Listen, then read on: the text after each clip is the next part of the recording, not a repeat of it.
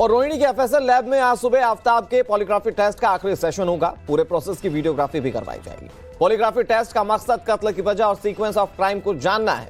Polygraphy test के दौरान ACP और अन्य अधिकारी मौके पर मौजूद रहेंगे। इससे पहले कल आफ्ताब के पॉलीग्राफी टेस्ट के कुछ सेशन पूरे कर लिए गए। इस टेस्ट के दौरान केस से जुड़े सवाल पूछे जा रहे हैं। आपको ये बता दें कि पॉलीग्राफी टेस्ट में 1 से 2 दिन का समय लगता है। कभी कभी ये टेस्ट 3 दिन में पूरा होता है, क्योंकि टेस्ट के एक सेशन के बाद ब्रेक लिया जाता है।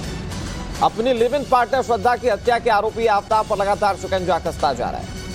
और उस लिहाज से देखें, क्योंकि आफ्ताब गुमराह करने वाले जवाब दे रहा है।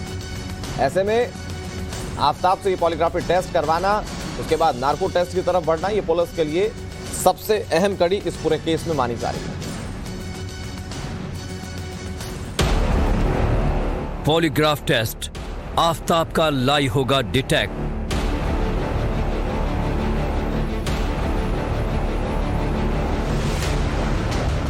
आफ्ताब के खूनी दिमाग में कैद सच बाहर आएगा।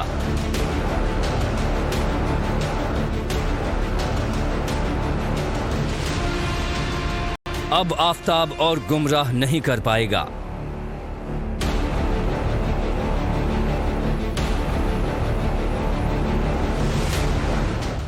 आफ्ताब का गेम ओवर।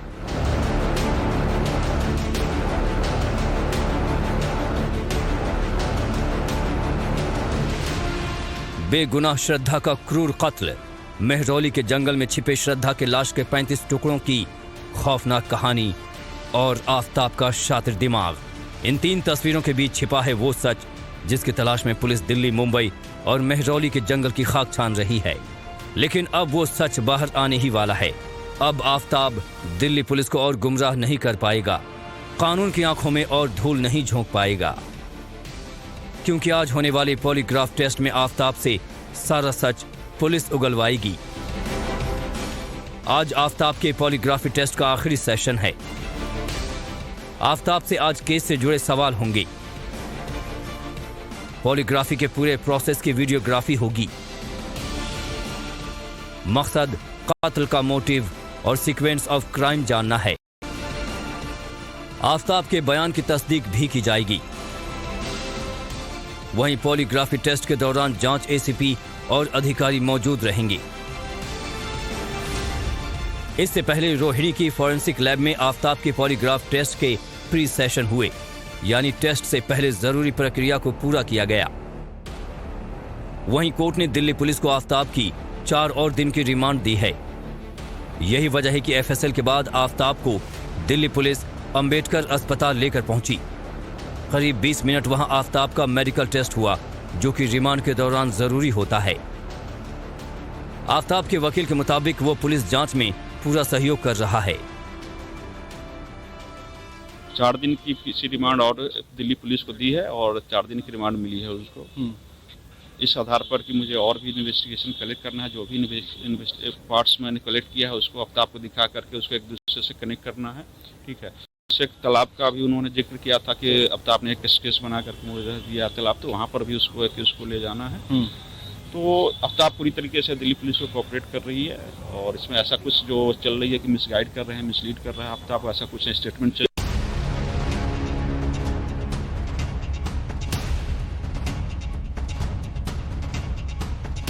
दिल्ली पुलिस के लिए श्रद्धा हत्याकांड को सुलझाना बड़ी चुनौती है, लिहाजा दिल्ली के पुलिस कमिश्नर एक्शन में हैं। जांच टीम अधिकारियों के साथ कमिश्नर ने बैठक की और जांच आगे बढ़ाने की रणनीति पर चर्चा हुई। दिल्ली पुलिस को अब केस सुलझाने की उम्मीद बढ़ी है। इसकी वजह है आफ्ताब का रफ साइट नोट, जिससे जांच में काफी मदद मिलेगी। आफ्ताब के इसी नोट के आधार पर पुलिस सच खंगालेगी, जंगल और बाकी जगहों पर पड़ताल करेगी। श्रद्धा हत्याकांड की उलझी कड़ी में टाइम्स नाउ नव भारत की रिपोर्ट से मिली लीड भी जांच का अहम हिस्सा बनी। जिस मैदान गढ़ी के तालाब में हमने 3 दिन पहले सबूत होने का दावा किया था, वहां से पुलिस ने कुछ हड्डियों को बरामद किया है। टाइम्स नाउ नव भारत की खबर का बड़ा असर।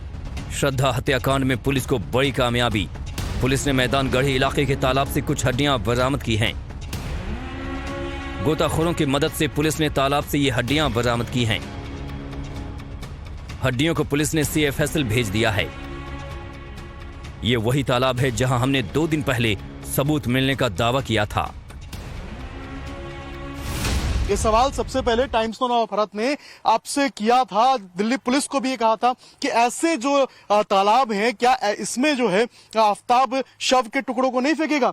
ऐसे में दिल्ली पुलिस ने जब इन्वेस्टिगेट किया तो अब ये बातें निकल के सामने आई और यही जो तालाब की ट्रिब्यूटरी आप देख रहे हैं, यही तालाब जो है ये मेहरौली जंगल से आगे होते हुए मैदान में मिलता है और मैदान गढ़ी के उसी तालाब में जो है वो श्रद्धा के शव के टुकड़े जो है बरामद हुए हैं।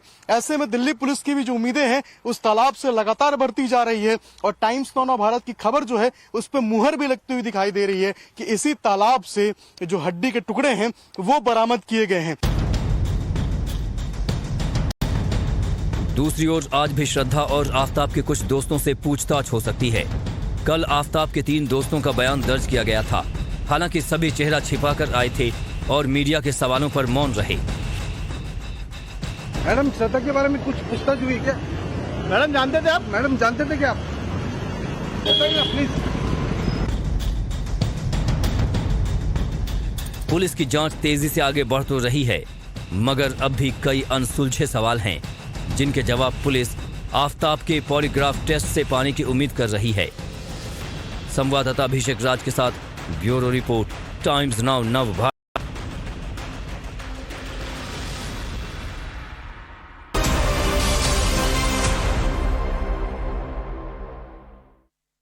टाइम्स नाउ भारत पर आपका स्वागत है। आपके साथ मैं हूं राकेश पांडे। श्रद्धा का कातिल आफताब दिल्ली पुलिस की गिरफ्त में है। लगातार पुलिस उससे सवाल जवाब कर रही है, उससे सच्चाई जानने की कोशिश कर रही है। नार्को टेस्ट की इजाजत पहले से ही दिल्ली पुलिस को मिली हुई है। अब पॉलीग्राफी टेस्ट यानी लाई डिटेक्टर टेस्ट की भी इजाजत दिल्ली पुलिस को मिल गई है। सवाल यह उठता है कि पॉलीग्राफी टेस्ट क्या है और इसके जरिए कैसे पता चलेगा कि आफताब जिसका पॉलीग्राफी टेस्ट किया जाएगा वो सच बोल रहा है, झूठ बोल रहा है। कौन कौन सी मशीनों का इस्तेमाल होता है और साथ ही दिल्ली पुलिस के वो कौन से बड़े सवाल हैं जिन सवालों का जवाब दिल्ली पुलिस जानना चाहती है ताकि आफताब के खिलाफ सारे सबूतों को इकट्ठा किया जा सके और अदालत की दहलीज पर उसे दोषी साबित किया जा सके। हमने इसके लिए देखिए यहां पर एक लैब क्रिएट की हुई है। हमारे साथ डॉक्टर डीके गुप्ता है जो कि CMD है फेलिक्स हॉस्पिटल के, डॉक्टर अमित है जो कि एनेस्थीसिया के कंसल्टेंट और डॉक्टर अंशुमाला हैं जो कि फिजिशियन है और मनोदशा क्या पेशेंट की उस दौरान होती है या फिर जो क्रिमिनल होता है उसकी मनोदशा क्या होती है, ये हम उनसे समझेंगे। हमारे साथ दिल्ली पुलिस के पूर्व ACP वेदभूषण जी हैं। दिल्ली पुलिस के कौन से बड़े सवाल हैं जो इस पॉलीग्राफी टेस्ट में जिनका जवाब दिल्ली पुलिस को चाहिए और जिसके लिए इस टेस्ट की इजाजत मिली हुई है दिल्ली पुलिस को। लेकिन सबसे पहले डॉक्टर गुप्ता यह समझाइए पॉलीग्राफी टेस्ट क्या होता है, नार्को से यह टेस्ट अलग कैसे है और इसमें किन मशीनों का इस्तेमाल होता है? बिल्कुल, तो पॉलीग्राफी टेस्ट जो है वो किसी भी क्रिमिनल के बारे में अगर हम पता करना होगा उसने क्राइम किया है तो उसके बारे में क्या क्राइम में किया है, कैसे किया था, तो एक्चुअली सच उगलवाने के लिए किया जाता है। और जो पॉलीग्राफिक टेस्ट है बिल्कुल होशो हवास में किया जाता है, फिजियोलॉजिकल कंडीशन में किया जाता है। इसमें कोई हम बेहोशी की दवा नहीं देते मरीज को या जो क्रिमिनल है उसको बेहोश नहीं करते। नार्को टेस्ट में क्या करते हैं, उसको बेहोश करते हैं। सोडियम थायोपेंटाइन जो ड्रग है जिसको हम ट्रूथ सीरम भी बोलते हैं, उसको देने के बाद किया जाता है। उसको देने के बाद मरीज की वो उसकी जो व्यक्ति है उसकी मनोदशा देखी जाती है।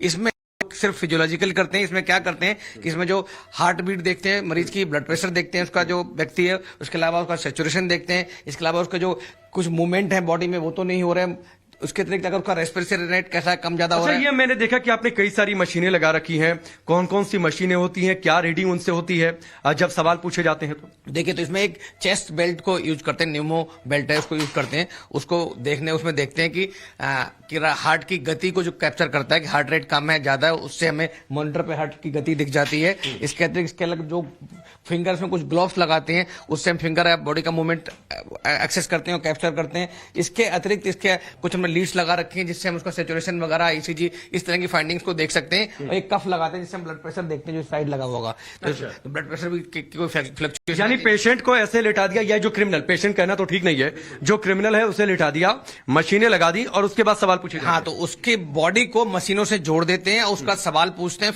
देखते हैं कि सवालों के साथ साथ उसके बॉडी के जो पैरामीटर हैं, फिजियोलॉजिकल पैरामीटर जिसमें हार्ट की गति है जिसको हार्ट रेट बोलते हैं, या श्वसन की गति है जिसको सांस की गति बोलते हैं, इसके अलावा उसका ब्लड प्रेशर है, या जो उसका लिप मूवमेंट है, बॉडी मूवमेंट है, या जो पसीना तो नहीं आ रहा, स्वेटिंग तो नहीं हो रही, पर्स्पिरेशन नहीं हो रहा, तो इन सबको हम कैप्चर करते हैं। उसको देख एसेस करते हैं, कोरिलेट करते हैं कि ये व्यक्ति झूठ बोल रहा है या सच बोल रहा है। वेदभूषण जी, एक बात बताइए, हमने आफ्ताब को तो लिटा दिया, मशीनें भी लगा दी, लेकिन वो बड़े सवाल 5 कौन से हैं, अगर मैं आपसे पूछूं, जिनका जवाब दिल्ली पुलिस जानना चाहती है, या फिर वो सवाल बहुत जरूरी है उनका जवाब सही तरीके से जानना ताकि पर्याप्त सबूत इकट्ठा हो सके?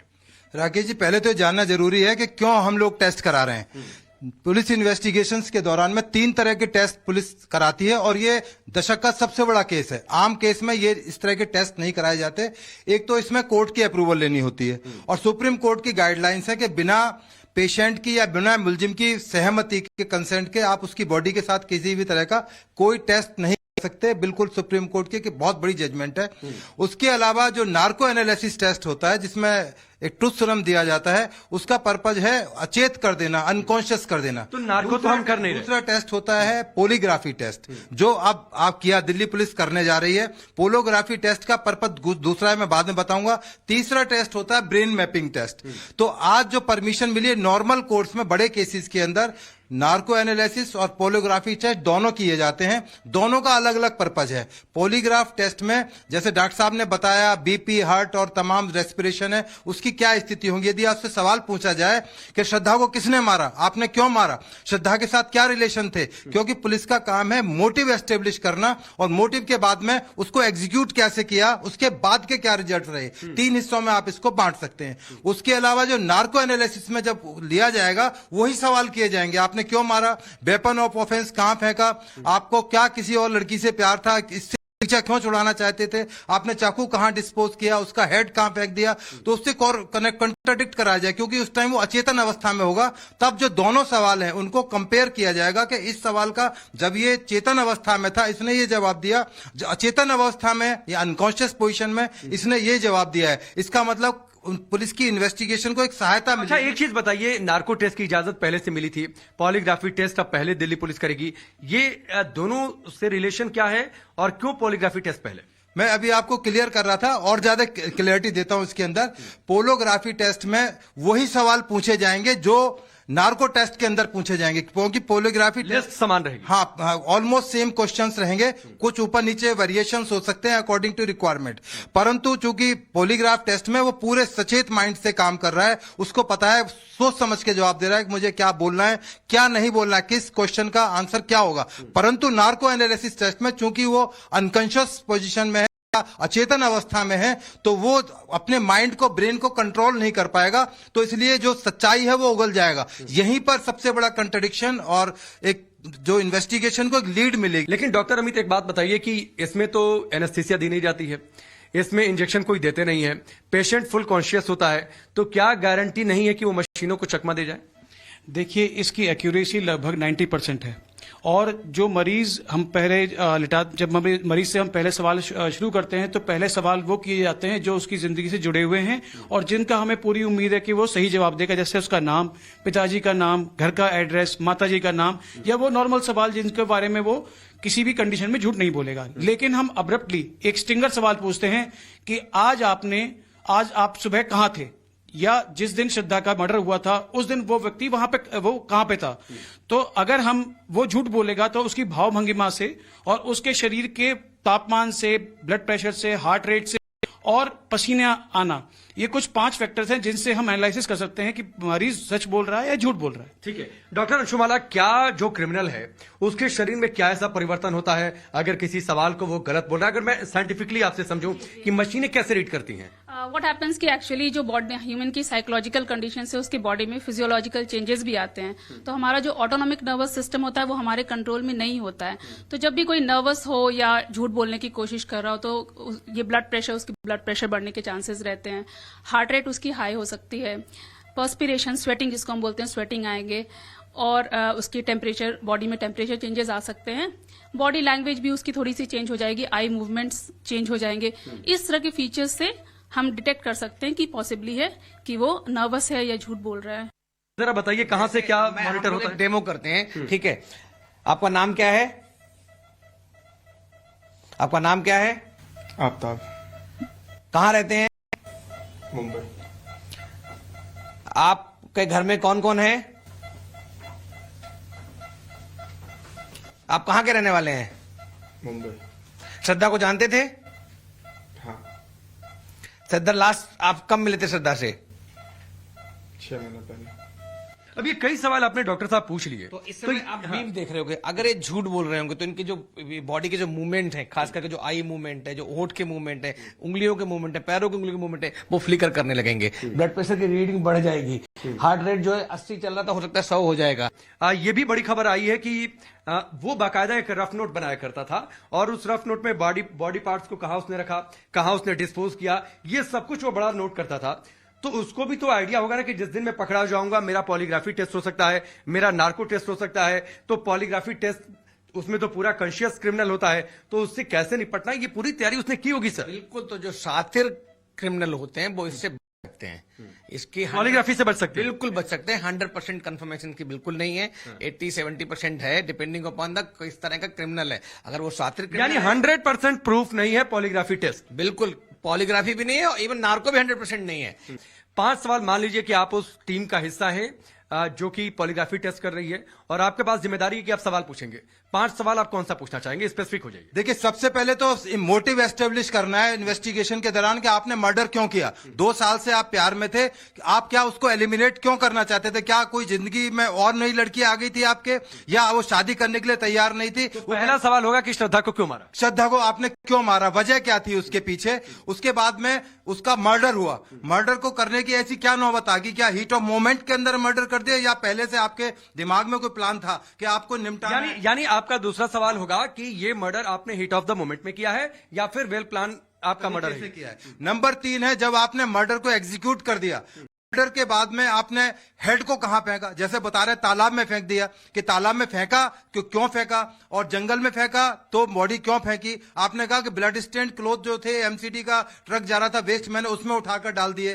तो ये तमाम चीजें तो देखिए, ये एक हमने छोटे से अपने डेमो में ये जानने की कोशिश की है इस लैब में कि पॉलीग्राफी टेस्ट क्या होता है, पॉलीग्राफी टेस्ट में किन मशीनों का इस्तेमाल होता है और वो ज्वलंत सवाल कौन से हैं, प्रश्न कौन से हैं जिनका जवाब जानना इस केस को हल करने के लिए बहुत जरूरी है। मर्डर कब किया, कैसे किया, पार्ट्स बॉडी के कहां हैं, पेरेंट्स का रोल क्या है, उनके वेयर अबाउट के कहां हैं, मर्डर वेपन कहां है, शरीर के बाकी टुकड़े कहां हैं, कितनी गर्लफ्रेंड्स थी, कई सारे सवाल हैं और उन सवालों का जवाब जो भी आफ्ताब देता है उनकी एक रिपोर्ट तैयार होगी और उसके बाद जब नार्को टेस्ट होगा, उन नार्को टेस्ट में भी कमोबेश ऐसे ही सवाल होंगे और इन सारे जवाब का मिलान होगा और उसके आधार पर दिल्ली पुलिस सबूतों को लेकर कोर्ट में जाएगी और कहेगी कि यह नतीजा निकला और उसके आधार पर आफ्ताब का अंजाम तय होगा। चलिए फिलहाल यहां रुकेंगे ब्रेक के लिए, ब्रेक के उस पार भी टाइम्स नाउ भारत पर खबरों का सिलसिला जारी है।